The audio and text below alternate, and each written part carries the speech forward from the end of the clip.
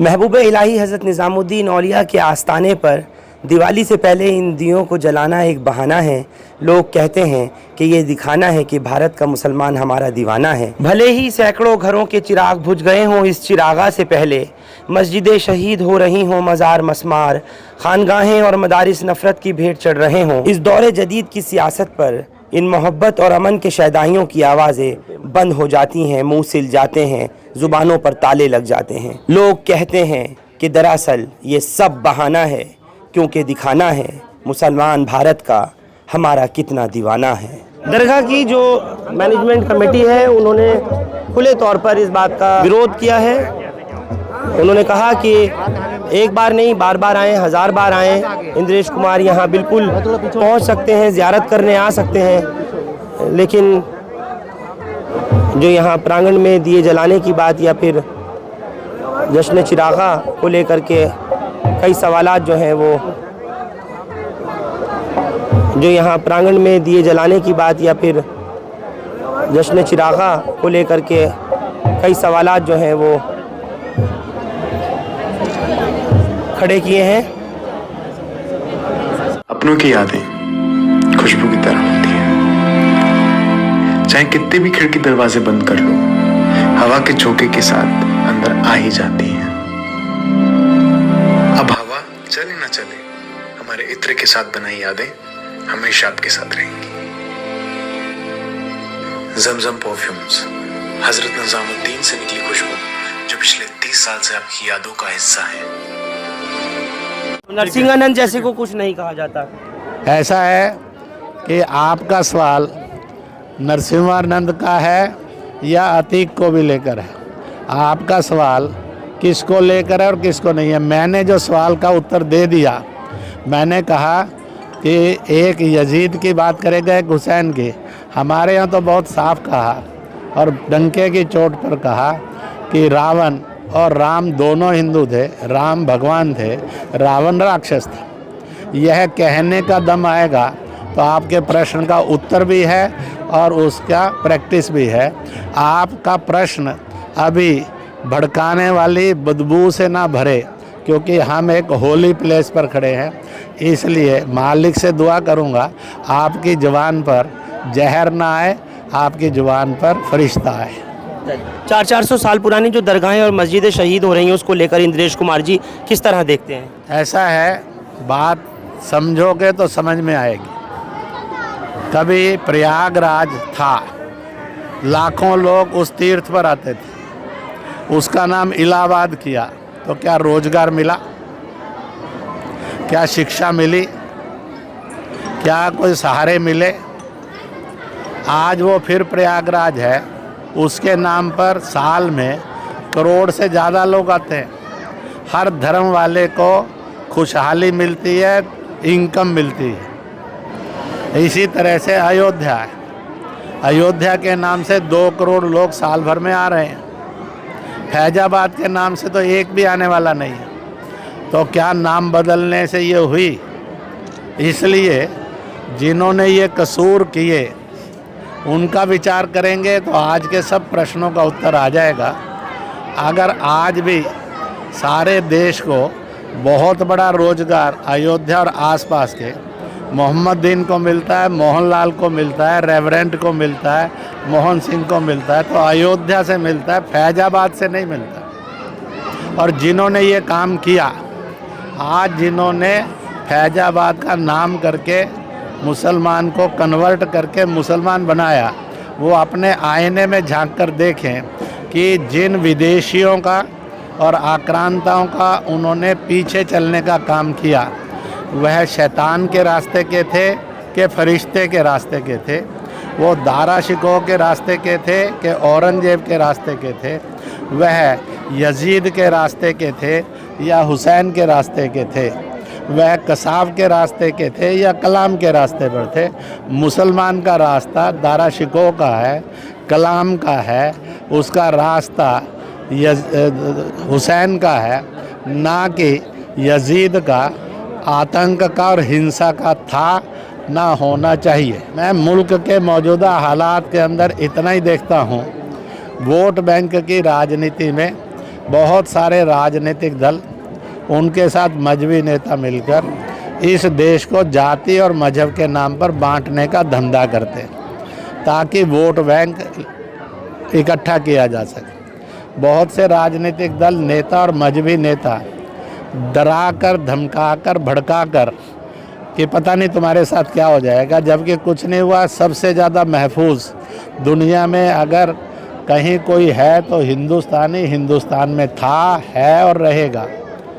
इसलिए ऐसे भड़काने वालों से सावधान रहिए, कहीं आप अपने पैर पर कुल्हाड़ा मारकर अपने आने वाले कल को और वह बर्बाद ना कर दें। महबूब इलाही हज़रत निज़ामुद्दीन औलिया की दरगाह के बाहर मैं बावली गेट पर इस वक्त मैं मौजूद हूँ और यहाँ आरएसएस के जो कार्यकारिणी सदस्य हैं, मार्गदर्शक हैं और संयोजक हैं मुस्लिम राष्ट्रीय मंच के इंद्रेश कुमार अब से कुछ ही देर में यहाँ पहुँचने वाले हैं। उनके लिए तमाम तैयारियाँ जो हैं वो पूरी कर ली गई हैं। दरअसल दिवाली से पूर्व यहाँ दीपोत्सव का यानी कि चिरागा रोशनी चिरागे किया जाएगा और यहाँ इंद्रेश कुमार अब से थोड़ी ही देर में पहुँचने वाले हैं। मैं आपको दिखा दूँ, ये बावली गेट की तस्वीरें हैं जहाँ पर पुलिस के तमाम इंतजाम कर लिए गए हैं। पुलिस मौके पर मौजूद है। जो पीरजादगान हैं उनकी तरफ से हालांकि इसको लेकर के कोई अभी आधिकारिक बयान नहीं आया है, लेकिन जो चीज़ सामने आई है वो एक इनविटेशन जो कल से वायरल हुआ सोशल मीडिया पर, जिस पे इंद्रेश कुमार के यहाँ पर पहुँचने का एक निमंत्रण दिया गया था और उसको लेकर के कई कयासराई भी की जा रही थी। हालांकि दरगाह हज़रत निज़ामुद्दीन औलिया की जो कमेटी है उसके लोगों ने, उसके पीरजादगान ने और जो गद्दे नशीन हैं उन्होंने मना किया है कि हमारी तरफ से तो इस तरह का कोई इन्विटेशन नहीं जारी हुआ है। स्क्रीन पर इस वक्त यहाँ पहुँच चुके हैं इंद्रेश कुमार जी।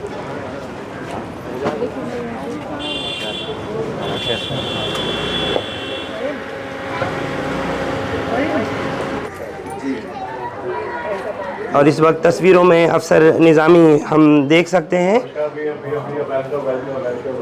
रिसीव करते हुए इंद्रेश कुमार को लाइव आपके स्क्रीन्स पर। अफसर निज़ामी के मेहमान बताए गए हैं। ये हज़रत ख्वाजा अबुल हसन अमीर खुसरो की दरगाह पर इस वक्त चादर चढ़ाने और फूल चढ़ाने यहाँ पहुँचे हैं इंद्रेश कुमार।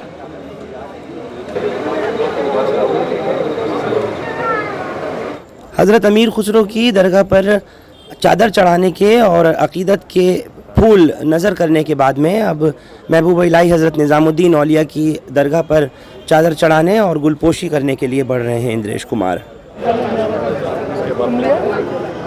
हज़रत निज़ामुद्दीन औलिया की ये बिल्कुल आस्ताने की लाइव एंड एक्सक्लूसिव तस्वीर आप लोगों के स्क्रीन्स पर।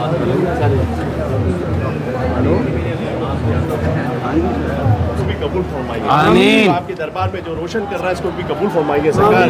बदुआ फरमाइए कि हम सबसे पहले तो हमारे हिंदुस्तान में अमन रहे, प्यार रहे, खुशहाली रहे और ख़ासतौर से हजूर हर आपस से, हर बलाओं से हमारा हिंदुस्तान बचा रहे। हमेशा हमारे हिंदुस्तान में अमन रहे, प्यार रहे और जितने भी हमारे हिंदू हैं, मुसलमान हैं, सिख हैं, ईसाई हैं, जितने भी लोग हैं सब आपस में मोहब्बत पैदा करें और आपस में मोहब्बत रहे। और आपके दरबार से ख़ासतौर से खुसूसी इंद्र भैया आपके दरबार में हर साल हाजिर होती है और माशाल्लाह बीच में भी आते हैं। बस दुआ फरमाइए कि अल्लाह ताला हमेशा अल्लाह मेरे भाई को खुशी अता फरमा दे, सलामती अता फरमा दे और यहाँ से साथ इज़्ज़त, साथ खैरियत के साथ यहाँ से खुशियों के साथ जाए और हमेशा जब भी हाजिर हो तो बुलंदी और खुशियों के साथ आपकी बारगाह में हाजिर हो सका। बस करम फरमा दीजिए महबूब इलाही और सबके लिए दुआ फरमा दीजिए कि अल्लाह सब बैठे सबके और जो जो आपकी बारगाह में आए अल्लाह सबके काम बना दे। महबूब पाक करम फरमा दीजिए, करम के दिलाए जिंदाबाद रहमान रहीम। अल्लाहुम्मा सल्ली अला मुहम्मद मोहम्मद तल बैठ के तो मजीद, अल्लाहुम्मा बारिक अल्लाह मोहम्मद मोहम्मद तल बैठ के तो मजीद, हक ला इलाहा इल्लल्लाह। जश्न चिरागा जो किया जाना है उसकी मैं आपको ये तस्वीर दिखा दूँ।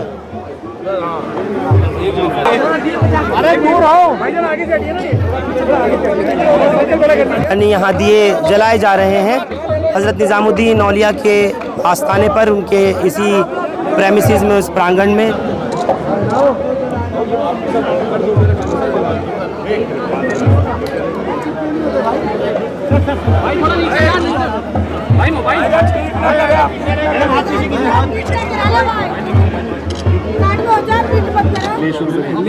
इंद्रेश जी, आज आप यहाँ पहुँचे हैं महबूब इलाही के आस्थाने पर, क्या पैगाम है आपका? क्या पैगाम है आपका? मुस्लिम राष्ट्रीय मंच नाम से हिंदुस्तानी मुसलमानों की एक तंजीम है, जिस तंजीम का मकसद है अमन और सलामती। इस अमन और सलामती का पैगाम देने के लिए 4 वर्ष पहले 2021 में निजामुद्दीन औलिया की दरगाह में दिए जलाकर उर्स की शुभकामना करते हुए और यह पैगाम दिया गया, रोशनी का यह त्यौहार दीपावली यह सुख और समृद्धि का त्यौहार है। इसलिए धन्वंतरी पूजा करते हैं ताकि सब निरोग हों, बीमारियों से मुक्त हों। कुबेर पूजा करते हैं ताकि गरीबी, भुखमरी, बेरोजगारी जाए और खुशहाली आए। इसलिए हर वर्ष की धनतेरस को इस दुआ को, प्रार्थना को करने के लिए जाति, मजहब, भाषा, दल, प्रांत से ऊपर उठकर एकत्रित आते हैं और दीपोत्सव इसको मनाया जाता है। मैं एक बात अपने किरदार से और हक से कह सकता हूँ, मैं ईसाइयों के चर्च में कई फ़िरक़ों में गया हूँ, मैं इस्लाम मतावलंबियों की मस्जिद और दरगाहों में खूब गया हूँ, मैं गुरुद्वारे गया हूँ, मैं जैन स्थानक भी गया हूँ, मैं बौद्ध विहार भी गया हूँ, मैं मंदिरों में भी गया हूँ। आज के आधुनिक जो आ रहे हैं, कहीं राधा स्वामी होगा, निरंकारी होगा, ब्रह्म कुमारी होगा, उन सब में भी गया हूँ। मुझे तो सब जगह किसी ने उसको गॉड कहा, किसी ने उसको खुदा अल्लाह कहा, किसी ने ईश्वर परमेश्वर कहा, किसी ने वाहेगुरु कहा, परंतु सबसे सुंदर बात ये थी कि वह मालिक है हर जुबान में, हर मजहब के लिए, और वह ऊपर वाला है। इसलिए ना मेरी आइडेंटिटी को कहीं खतरा आया, ना खतरा हो सकता है। इसलिए मैंने आज दुआ की, मालिक सारे जहां से अच्छा हिंदुस्तान हमारा, यह लाजवाब हिंदुस्तान जिसके लिए समय समय पर फरमाया गया है कि हिंदुस्तान की जन्नत कश्मीर है और दुनिया की जन्नत हिंदुस्तान है। तो दुनिया की जन्नत हिंदुस्तान जन्नत रहे, इसके लिए रसूल ने फरमाया था कि सुकून की ठंडी हवाएं इंतहाई में मुझे हिंद की सरजमी से आती हैं, वो बने। इसलिए मजहबी दंगों से मुक्त हो, जातीय छुआछूत से मुक्त हो, नारी के शोषण अत्याचार से मुक्त हो, प्रदूषण से मुक्त हो। जो गरीब है, दुखी है, पीड़ित है, कमज़ोर है, असहाय है, निर्बल है, उसका शोषण नहीं हो, बल्कि उसके ऊपर ममता की चादर डालकर सब उसको आगे ले जाने के लिए मददगार हों। और इस प्रकार से ना कन्वर्शन हो, ना गांव लिंचिंग हो, ना ही और आदमी की लिंचिंग हो, लिंचिंग मुक्त हिंदुस्तान बने। तो मुझे ये विश्वास है कि हमारी गरीबी, बेरोजगारी, अनपढ़ता जाए, हम सब खुशहाली और भाईचारे के रास्ते पर आगे बढ़ें। मुझे पूरा भरोसा है मजहबों की कट्टरताएं ख़त्म होंगी, जातियों का छुआछूत ख़त्म होगा, लिंग में औरत पर चाहे तलाक जैसा हो, चाहे अन्य अत्याचार जैसा, वो नहीं होगा, बल्कि एक कामयाब खुशहाल हिंदुस्तान बनेगा। इसी की मैंने प्रार्थना की, मालिक जिस जिस जगह जिस जिस रूप में तू है, हमारी एक ही फरियाद है कि हिंदुस्तान जो दुनिया का कभी बादशाह था, विश्व गुरु था, वह हिंदुस्तान फिर से वैसा बने। हमारा पाकिस्तान पड़ोसी है, वो दुश्मन के रूप में नहीं बने, दोस्त के रूप में आए। नाजायज़ कब्जा जो है उसको छोड़े। चीन जो कैलाश मानसरोवर को दबा कर बैठा है और तिब्बत को दबा कर बैठा है, वो छोड़े ताकि अमन और सलामती हिमालय में आए। इस प्रकार से बांग्लादेश में जो अभी हुआ वह शेख हसीना और खालिदा और अन्य लोगों के बीच का झगड़ा था।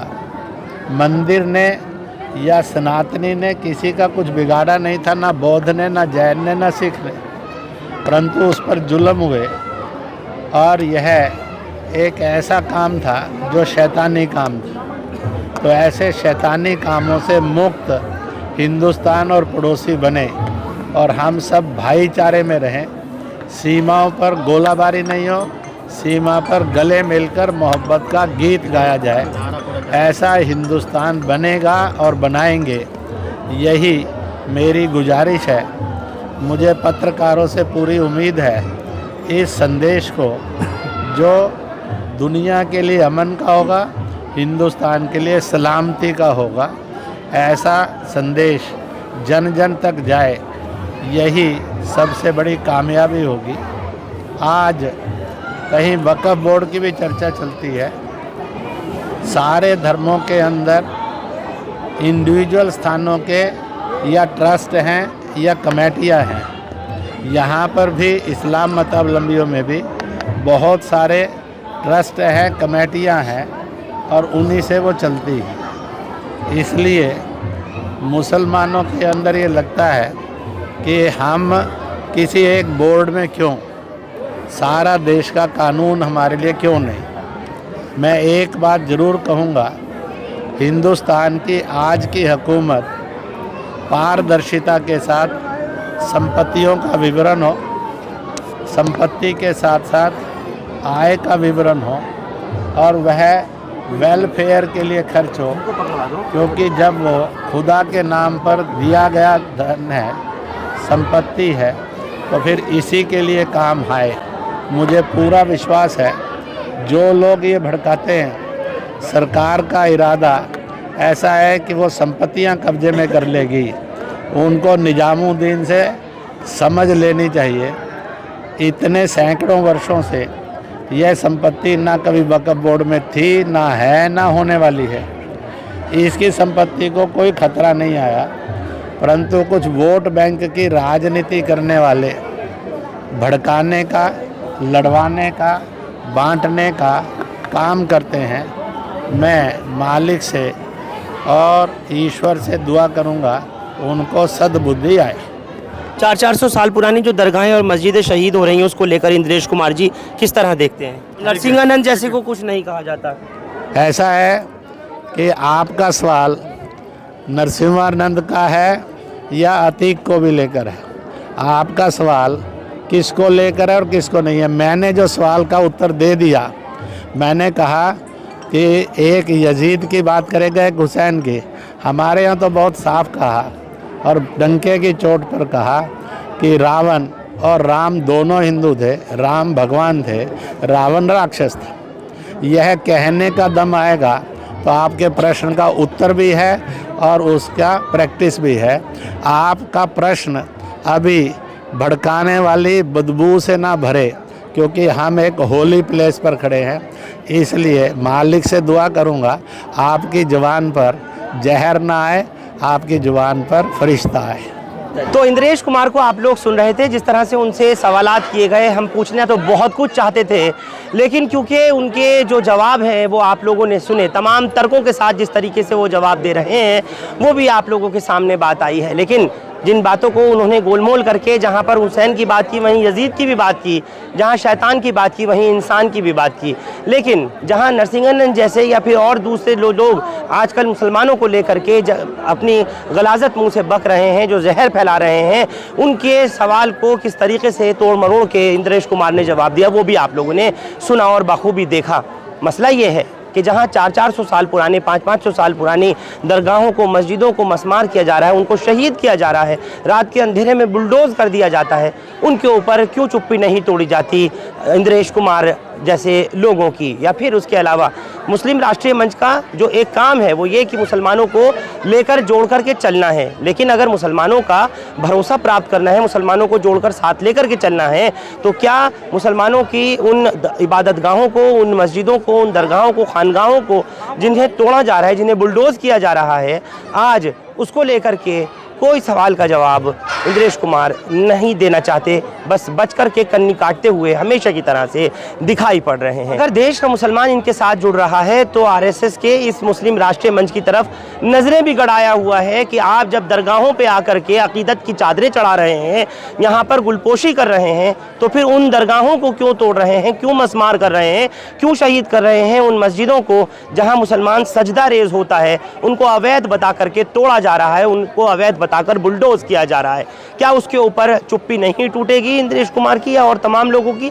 ये चीज़ भी ज़रूर देखने वाली बात होनी चाहिए। उसके अलावा हम देखते हैं कि जिस तरीके से अजमेर दरगाह को, ख्वाजा मोइनुद्दीन चिश्ती अजमेरी दरगाह को, जिनको सदियों गुजर चुकी वहाँ पर आराम फरमाते हुए, उस दरगाह को कह दिया कि ये भी कभी मंदिर था। तो इस तरीके की बात नहीं होनी चाहिए। डुअल सिस्टम यानी डबल स्टैंडर्ड मुस्लिम राष्ट्रीय मंच का नहीं होना चाहिए। हमने पूछा तो हमसे कह दिया कि आपके इस सवाल में जो है वो भड़काने की बात आ रही है और ये आ रही है, जबकि अल्लाह के रसूल प्रॉफिट मोहम्मद सल्लल्लाहु अलैहि वसल्लम की तारीफ़ खुद इंद्रेश कुमार ने की है, बुजुर्गान दीन की, पैगंबरों की तारीफ़ की है, औलिया अल्लाह की तारीफ़ की है, लेकिन जो अल्लाह के प्यारे नबी को गलत और बुरा कहने वाला है, यानी उसी मैं बात कर रहा हूँ नरसिंहानंद की, उसके बारे में सवाल पूछे जाने को लेकर के एकदम से तिल मिला जाते हैं इंद्रेश कुमार। हमारे सवालात इंद्रेश कुमार को चुभ सकते हैं, बुरे लग सकते हैं, लेकिन ये एक बिटर ट्रूथ है, यानी एक वो कड़वी सच्चाई है जिसका हम उम्मीद कर रहे थे कि जवाब इंद्रेश कुमार से शायद ही मिले, और हुआ भी वही है। हमारे सवालों को जिस तरह से कहा गया और जो बताया गया, इससे पहले भी जब कभी पूछा था कि 20-22 साल में क्या किया है मुस्लिम राष्ट्रीय मंच ने, उसका जवाब उस वक्त भी नहीं था। तो हमको कह दिया था कि आप ये फैलाते हैं, झूठ बोलते हैं, लेकिन आपके सामने तमाम सच्चाई है। जनता जनार्दन है, सब कुछ बखूबी जानती है। क्यों नहीं उसके खिलाफ कार्रवाई का मुतालबा करते और क्यों नहीं उसके जैसे लोगों के खिलाफ जो जहर उगलते और बकते हैं उनके खिलाफ कार्रवाई का, ठोस कार्रवाई का मुतालबा करते हैं। आप लोग हमारे साथ इस खबर पर हज़रत निज़ामुद्दीन औलिया की इस दरगाह से जुड़े, आप सबका बहुत शुक्रिया। हिंदुस्तान लाइव फरहानिया या यूट्यूब पर सब्सक्राइब कर सकते हैं और क्लिक कर सकते हैं बेल आइकन हमारी खबर की पहली नोटिफिकेशन के लिए। फेसबुक पर हमारा पेज हिंदुस्तान लाइव फरहानिया या फॉलो और लाइक कर सकते हैं। Thank you for now.